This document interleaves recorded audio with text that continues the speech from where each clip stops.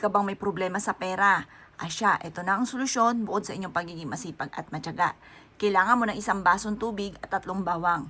At pagkatapos, alamin ang silangan po ng inyong puntahanan. Hindi ka nalalabas ng bahay po ninyo. Ang gagawin nyo lamang, aalamin mo ang silangan. Mga bandang alas 7 ng umaga. Ang pinaka-powerful na paggawa ng ganito ay Tuesday or Friday. Pero kung kailangan mo na ng pera ay gawin mo na ito. Pwede po ito kahit anong araw. Basta sa umaga nyo siya gagawin ng alas 7 ng umaga. Ang numero 7 ay labis-labis na blessing at panungit ng swerte po yan. Kaya kailangan sa mga ganyang oras nyo siya gagawin. Ito po ay gagawin nyo lamang na pasikreto na walang kahit sino man ang nakakailam. Kasi minsan may mga pagkakataon na nalalaman ng iba kumukontra.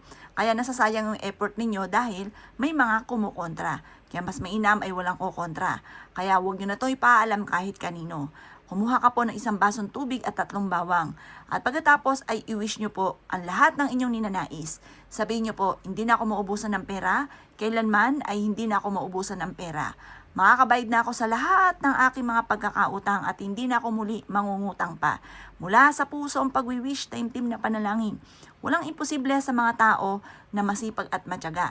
Ngayon, minsan nga lang masipag at matyaga ka pero parang sa walat wala ang inyong pagiging masipag at matyaga. Kaya diyan papasok ang ating mga pampaswerte.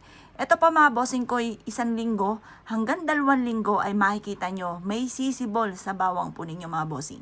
Ngayon pa mga bossing ko, mas mainam na kapag ito ay humabahaba na ng sibol, itatanim nyo siya sa lupa.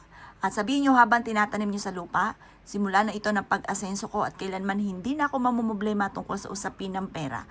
Maraming pera araw-araw ang darating sa akin. Makakamit ko ang lahat ng aking mga pinapangarap. I-wish nyo na ang lahat ng gusto po ninyo. Pagtapos ka na mag-wish, ito po hihipan nyo ng 3 beses ang tubig.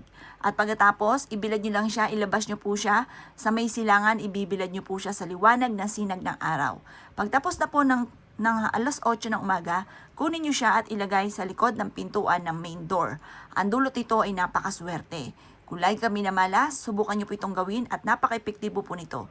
Kayo mismo ay ma-amaze dahil magsusunod-sunod ang mga blessing na darating po sa inyo. Kaya ako'y kinaniwala at naisyo po itong gawin. Ay siya mga boss. Good luck po sa inyo po lahat.